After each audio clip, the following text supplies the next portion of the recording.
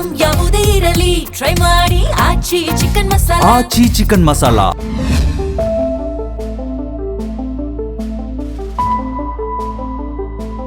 ನಮಸ್ಕಾರ, ನೀವು ನೋಡ್ತಾ ಇದ್ದೀರಾ ಜಿ ಕನ್ನಡ ನ್ಯೂಸ್. ನಾನು ಶಿವರಾಮು. ದಿನದ ಎಲ್ಲ ಪ್ರಮುಖ ಸುದ್ದಿಗಳನ್ನು ನೋಡೋಣ ವಿಶೇಷ ಸಮಾಚಾರದಲ್ಲಿ.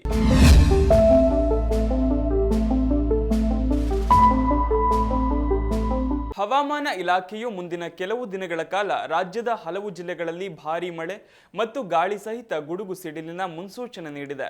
ಪ್ರಮುಖವಾಗಿ ಮಲೆನಾಡು ಭಾಗ ಹಾಗೂ ಪಶ್ಚಿಮ ಘಟ್ಟಗಳ ಸಾಲಿನಲ್ಲಿ ಮಳೆಯ ಆರ್ಭಟ ಹೆಚ್ಚಾಗಲಿದ್ದು, ಚಿಕ್ಕಮಗಳೂರು ಜಿಲ್ಲೆಯಲ್ಲಿ ಆರೆಂಜ್ ಅಲರ್ಟ್ ಘೋಷಿಸಲಾಗಿದೆ. ಸಿಡಿಲು ಮತ್ತು 40ರಿಂದ 50 ಕಿಲೋಮೀಟರ್ ವೇಗದ ಗಾಳಿಯ ಮುನ್ನೆಚ್ಚರಿಕೆಯಾಗಿ ಸಾರ್ವಜನಿಕರು ಸುರಕ್ಷಿತ ಸ್ಥಳಗಳಲ್ಲಿ ಇರುವಂತೆ ಸೂಚಿಸಲಾಗಿದೆ. ಇನ್ನು ದಕ್ಷಿಣ ಒಳನಾಡಿನ ಕೊಡಗು, ಚಿಕ್ಕಮಗಳೂರು, ಹಾಸನ, ಶಿವಮೊಗ್ಗ, ಮೈಸೂರು ಹಾಗೂ ಚಾಮರಾಜನಗರ ಜಿಲ್ಲೆಗಳ ಒಂದೆರಡು ಕಡೆಗಳಲ್ಲಿ ಗಂಟೆಗೆ 40ರಿಂದ 50 ಕಿಲೋಮೀಟರ್ ವೇಗದ ಬಲವಾದ ಗಾಳಿಯೊಂದಿಗೆ ಭಾರೀ ಮಳೆ, ಗುಡುಗು ಸಹಿತ ಬಿರುಗಾಳಿ ಬೀಸುವ ಸಾಧ್ಯತೆ ಇದೆ. ಇನ್ನು ಮೇ 19ರವರೆಗೆ ದಕ್ಷಿಣ ಒಳನಾಡಿನಲ್ಲಿ ಭಾರೀ ಮಳೆಯ ಎಚ್ಚರಿಕೆ ನೀಡಲಾಗಿದೆ. ಇನ್ನು ಬೆಂಗಳೂರು ನಗರ, ಬೆಂಗಳೂರು ಗ್ರಾಮಾಂತರ, ತುಮಕೂರು, ಕೋಲಾರ, ಚಿಕ್ಕಬಳ್ಳಾಪುರ, ಮಂಡ್ಯ, ರಾಮನಗರ, ದಾವಣಗೆರೆ, ಚಿತ್ರದುರ್ಗ, ಬಳ್ಳಾರಿ ಹಾಗೂ ವಿಜಯನಗರ ಜಿಲ್ಲೆಗಳಲ್ಲಿ ಗಂಟೆಗೆ 40ರಿಂದ 50 ಕಿಲೋಮೀಟರ್ ವೇಗದ ಗಾಳಿಯೊಂದಿಗೆ ಸಾಧಾರಣ ಮಳೆಯಾಗುವ ಸಾಧ್ಯತೆ ಇದೆ. ಇನ್ನು ಬಾಗಲಕೋಟೆ, ಬೆಳಗಾವಿ, ಧಾರವಾಡ, ಗದಗ, ಕಲಬುರಗಿ, ಕೊಪ್ಪಳ, ರಾಯಚೂರು, ವಿಜಯಪುರ ಹಾಗೆಯೇ ಯಾದಗಿರಿ ಜಿಲ್ಲೆಗಳಲ್ಲಿ 30ರಿಂದ 40 ಕಿಲೋಮೀಟರ್ ವೇಗದ ಗಾಳಿಯೊಂದಿಗೆ ಸಾಧಾರಣ ಮಳೆಯಾಗಲಿದ್ದು, ಉಳಿದ ಜಿಲ್ಲೆಗಳಲ್ಲಿ ಒಣ ಹವಾಮಾನ ಇರಲಿದೆ. ಕರಾವಳಿಯ ದಕ್ಷಿಣ ಕನ್ನಡ, ಉಡುಪಿ ಮತ್ತು ಉತ್ತರ ಕನ್ನಡ ಜಿಲ್ಲೆಗಳ ಒಂದೆರಡು ಕಡೆಗಳಲ್ಲಿ ಮುಂದಿನ ದಿನಗಳಲ್ಲಿ ಗುಡುಗು ಸಹಿತ ಹಗುರದಿಂದ ಸಾಧಾರಣ ಮಳೆಯಾಗುವ ಸಾಧ್ಯತೆ ಇದೆ. ದಕ್ಷಿಣ ಒಳನಾಡಿನ ಒಂದೆರಡು ಕಡೆಗಳಲ್ಲಿ ಬಿರುಗಾಳಿ ಸಹಿತ ಆಲಿಕಲ್ಲು ಮಳೆಯಾಗುವ ಸಾಧ್ಯತೆ ಇದೆ. ಕರಾವಳಿ ತೀರದಲ್ಲಿ ಗಂಟೆಗೆ 40ರಿಂದ 50 ಕಿಲೋಮೀಟರ್ ವೇಗದಲ್ಲಿ ಬಿರುಗಾಳಿ ಬೀಸುವ ಸಾಧ್ಯತೆ ಇರೋದರಿಂದ ಮೇ 19ರವರೆಗೆ ಮೀನುಗಾರರು ಸಮುದ್ರಕ್ಕೆ ಇಳಿಯದಂತೆ ಕಟ್ಟುನಿಟ್ಟಿನ ಸೂಚನೆ ನೀಡಲಾಗಿದೆ. ಮುಂದಿನ 5 ದಿನಗಳ ಕಾಲ ರಾಜ್ಯದ ಗರಿಷ್ಠ ತಾಪಮಾನದಲ್ಲಿ ಯಾವುದೇ ಮಹತ್ತರ ಬದಲಾವಣೆ ಇರುವುದಿಲ್ಲ ಎಂದು ಹವಾಮಾನ ಇಲಾಖೆ ಸ್ಪಷ್ಟಪಡಿಸಿದೆ. ಸಿಡಿಲು ಮತ್ತು ಬಿರುಗಾಳಿ ಬೀಸುವ ಸಂದರ್ಭದಲ್ಲಿ ಸಾರ್ವಜನಿಕರು ಸುರಕ್ಷಿತ ಸ್ಥಳಗಳಲ್ಲಿ ಆಶ್ರಯ ಪಡೆಯಲು ಕೋರಲಾಗಿದೆ. ಇನ್ಮುಂದೆ ಲಂಚವಿಲ್ಲದೆ ಬಿ ಖಾತಾದಿಂದ ಎ ಖಾತಾ ಪರಿವರ್ತನೆ, ಮನೆ ಬಾಗಿಲಿಗೆ ಈ ಖಾತೆ ಸೌಲಭ್ಯ ಸಿಗಲಿದೆ ಎಂದು ಉಪಮುಖ್ಯಮಂತ್ರಿ ಹಾಗೂ ಬೆಂಗಳೂರು ನಗರಾಭಿವೃದ್ಧಿ ಸಚಿವ ಡಿಕೆ ಶಿವಕುಮಾರ್ ಹೇಳಿದ್ದಾರೆ.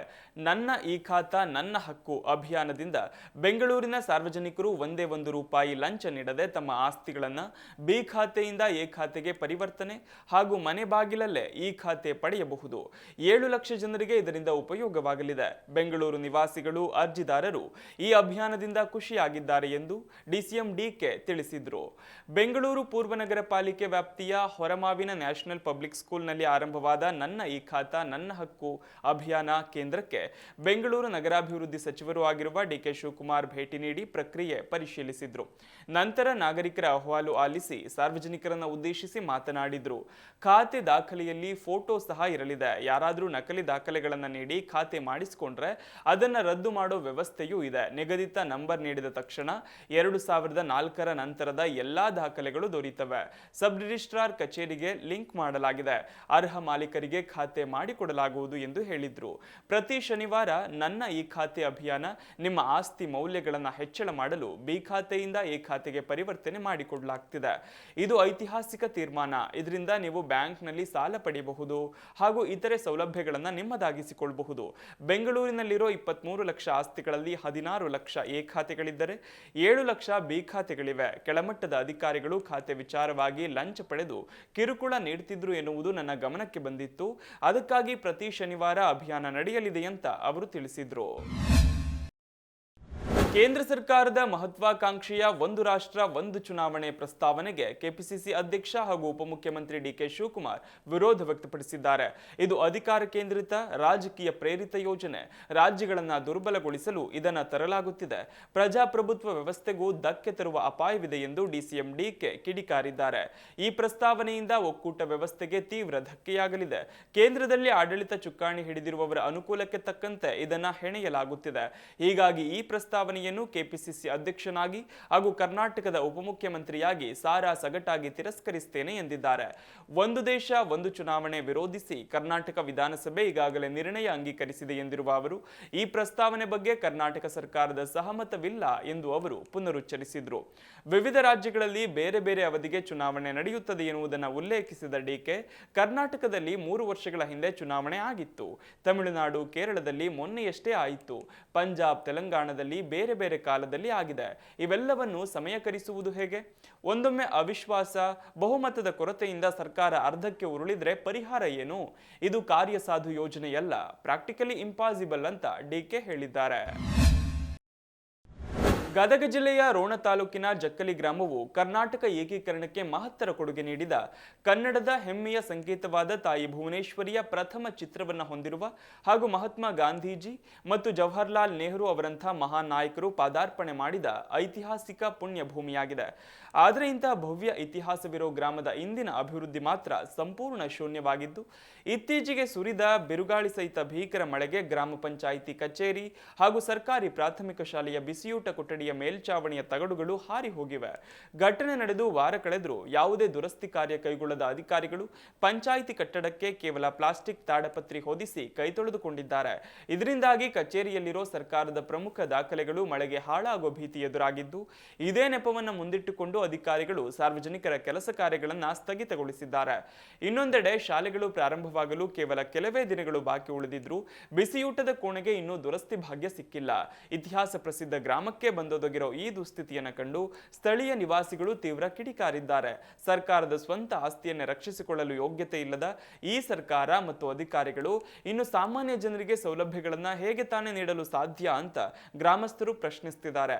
ಜಕ್ಕಲಿ ಗ್ರಾಮದ ಈ ಕರುಣಾಜನಕ ಸ್ಥಿತಿಗೆ ಅಧಿಕಾರಿಗಳ ಬೇಜವಾಬ್ದಾರಿತನ ಹಾಗೂ ಜನಪ್ರತಿನಿಧಿಗಳ ನಿರ್ಲಕ್ಷ್ಯವೇ ನೇರ ಕಾರಣ ಎಂದು ಆಕ್ರೋಶ ವ್ಯಕ್ತಪಡಿಸಿರುವ ಸಾರ್ವಜನಿಕರು ಇನ್ನಾದರೂ ಸಂಬಂಧಪಟ್ಟ ಅಧಿಕಾರಿಗಳು ಎಚ್ಚೆತ್ತುಕೊಂಡು ಕೂಡಲೇ ದುರಸ್ತಿ ಕಾರ್ಯವನ್ನು ಪೂರ್ಣಗೊಳಿಸಬೇಕು ಅಂತ ತೀವ್ರವಾಗಿ ಒತ್ತಾಯಿಸಿದ್ದಾರೆ. ಆಂಧ್ರಪ್ರದೇಶ ಮುಖ್ಯಮಂತ್ರಿ ಚಂದ್ರಬಾಬು ನಾಯ್ಡು ರಾಜ್ಯದಲ್ಲಿ ಜನಸಂಖ್ಯೆಯನ್ನು ಹೆಚ್ಚಿಸುವ ಸಲುವಾಗಿ ಕುತೂಹಲಕಾರಿಯಾದ ಯೋಜನೆಯನ್ನು ಘೋಷಿಸಿದ್ದಾರೆ.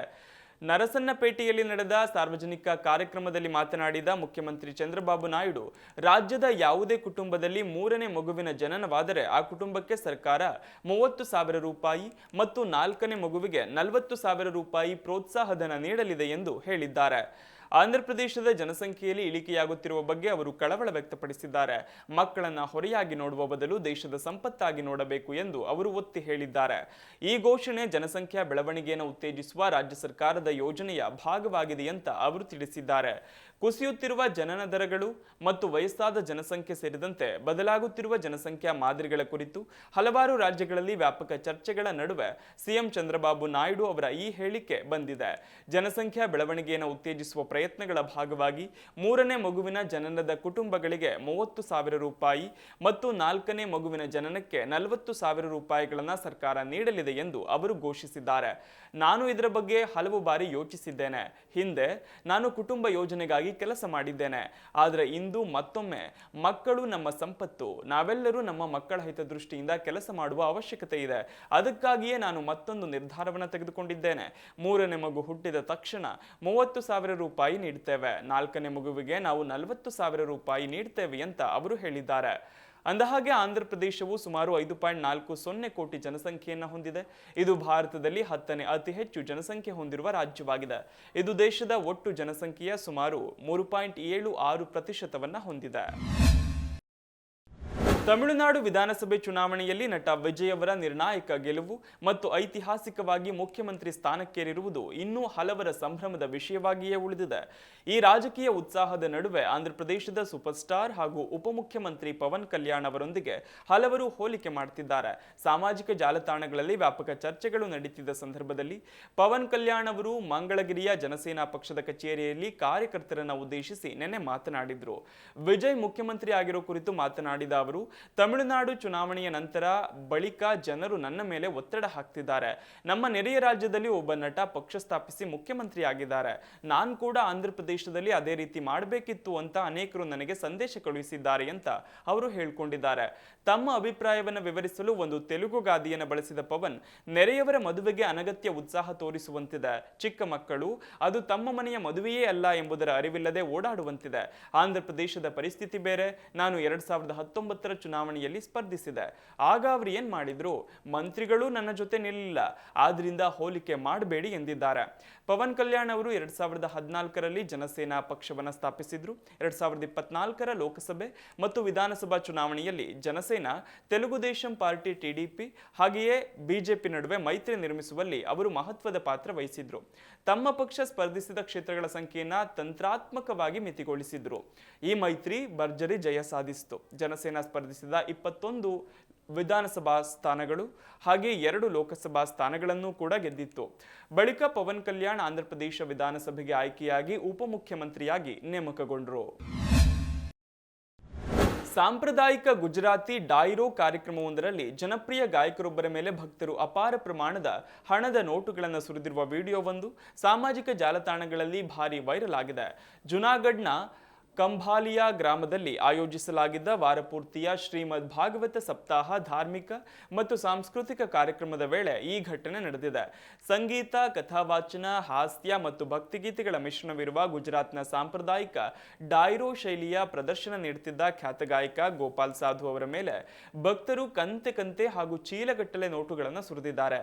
ಸಾಮಾಜಿಕ ಜಾಲತಾಣಗಳಲ್ಲಿ ಹರಿದಾಡ್ತಿರೋ ವಿಡಿಯೋ ಕ್ಲಿಪ್ನಲ್ಲಿ ಗಾಯಕ ಗೋಪಾಲ್ ಸಾಧು ಅವರು ಅತ್ಯಂತ ಶಾಂತಚಿತ್ತರಾಗಿ ಹಾಡೋದನ್ನ ಮುಂದುವರಿಸಿರೋದನ್ನ ನೋಡಬಹುದು. ಅವರ ಸುತ್ತಲೂ 10, 20, 50, 100 ಹಾಗೆ 500 ರೂಪಾಯಿಗಳ ಮುಖಬೆಲೆಯ ನೋಟುಗಳನ್ನ ಮಳೆಯಂತೆ ಸುರಿದು ದೊಡ್ಡ ಬೆಟ್ಟದಂತೆ ರಾಶಿ ಬಿದ್ದಿದ್ದವು. ಒಂದು ಹಂತದಲ್ಲಂತೂ ಹಣದ ರಾಶಿ ಎಷ್ಟು ಹೆಚ್ಚಾಗಿದೆ ಅಂದ್ರೆ ಗಾಯಕ ಬಹುತೇಕ ಆ ನೋಟುಗಳ ಅಡಿಯಲ್ಲೇ ಮುಳುಗಿ ಹೋಗಿದ್ದಾರೆ. ಆದರೂ ಕೂಡ ತಮ್ಮ ಗಾಯನವನ್ನ ಯಶಸ್ವಿಯಾಗಿ ಪೂರ್ಣಗೊಳಿಸಿದ್ದಾರೆ. ಅಹಿರ್ ಸಮಾಜದ ಬೆಂಬಲದೊಂದಿಗೆ ಈ ಕಾರ್ಯಕ್ರಮವನ್ನು ಆಯೋಜಿಸಿದ ಸಂಘಟಕರು ಈ ಬಗ್ಗೆ ಸ್ಪಷ್ಟನೆ ನೀಡಿದ್ದಾರೆ. ಗುಜರಾತ್ನ ಜಾನಪದ ಸಂಗೀತ ಕೂಟಗಳಲ್ಲಿ ಕಲಾವಿದರನ್ನ ಗೌರವಿಸುವ ಈ ಸಾಂಪ್ರದಾಯಿಕ ಪದ್ಧತಿಯನ್ನ ಉಚ್ಚಮ್ನಿ ಎಂದು ಕರೆಯಲಾಗುತ್ತದೆ. ಕಾರ್ಯಕ್ರಮದಲ್ಲಿ ಸಂಗ್ರಹವಾದ ಸಂಪೂರ್ಣ ಹಣವನ್ನ ಅಹಿರ್ ಸಮುದಾಯದ ಹೆಣ್ಣು ಮಕ್ಕಳ ಶಿಕ್ಷಣ ಮತ್ತು ಹಾಸ್ಟೆಲ್ ಸೌಲಭ್ಯಕ್ಕಾಗಿ ಅಹಮದಾಬಾದ್ನಲ್ಲಿ ನಿರ್ಮಾಣವಾಗುತ್ತಿರುವ ಗುಜರಾತ್ ಅಹಿರ್ ಕನ್ಯಾ ಛಾತ್ರಾಲಯ ಯೋಜನೆಗೆ ದೇಣಿಗೆಯಾಗಿ ನೀಡಲಾಗುವುದು ಎಂದು ಸಂಘಟಕರು ತಿಳಿಸಿದ್ದಾರೆ. ಇದಿಷ್ಟು ಈ ದಿನದ ಪ್ರಮುಖ ಸುದ್ದಿ. ನೋಡ್ತಾ ಇರಿ ಜಿ ಕನ್ನಡ ನ್ಯೂಸ್, ಸತ್ಯವೇ ಸುದ್ದಿಯ ಜೀವಾಳ.